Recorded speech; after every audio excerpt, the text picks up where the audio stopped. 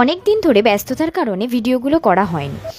আর আজকে ছিল ভাইফোঁটা, তাই ভাইফোঁটা উপলক্ষে আমি যেগুলো গোছানো দরকার সেগুলো গুছিয়ে নিচ্ছিলাম। আমাদের বাড়ির যে নিয়ম চন্দন আর দই দিয়ে ফোঁটা দেওয়ার, সেটাই আমি গুছিয়ে নিচ্ছিলাম। সেই মুহূর্তেই সবাই হাজির হয়ে যায় ফোঁটা নেওয়ার জন্য। আমি তো তখনও গোছাগুছি করছি। আমার দাদাভাই এসে সামনে বলছে যে তোর এখনও গোছানো হয়নি। সবার প্রথমেই আমি আমার ছোট্ট ভাই গোপালকে ফোঁটা দিয়ে নিলাম। এই যে সুন্দর একটা মালা এনেছিল ওর জন্য মা, ওটাই আমি ওকে পরিয়ে দিচ্ছিলাম। 5 রকমের মিষ্টি দিয়ে সব কিছু দিয়ে সাজিয়ে নিয়ে ওকে ফোঁটা দিয়ে নিলাম। ভাইফোঁটার দিন অনেক নিয়মকানুনই মানতে হয়।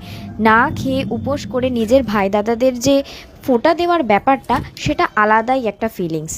আমার মিষ্টি গোপালকে আমার তরফ থেকে 2টো চকলেট উপহার দিয়ে দিলাম। তারপরে আমি আমার দাদাকে ভাইফোঁটা দিতে বসে পড়লাম। আমি একটু বেশি সিরিয়াস হয়ে গিয়েছিলাম, কারণ ওই মন্ত্রটা তো মনে মনে বলতে হচ্ছিল। তারপর আমার দাদাভাই আমাকে আশীর্বাদ করে দিচ্ছিল। আমি একটু তাপ দিয়ে দিলাম, একটু মিষ্টি খাইয়ে দিলাম। লাস্টে যে গিফট পাওয়ার ব্যাপারটা, সেটা আলাদাই একটা ফিলিংস। হ্যাঁ, এবার হবে এক্সচেঞ্জ। খুব খুশি আমরা।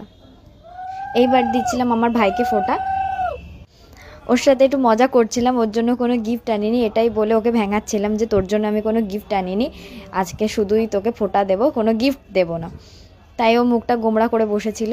একটু মিষ্টি খাইয়ে দিলাম।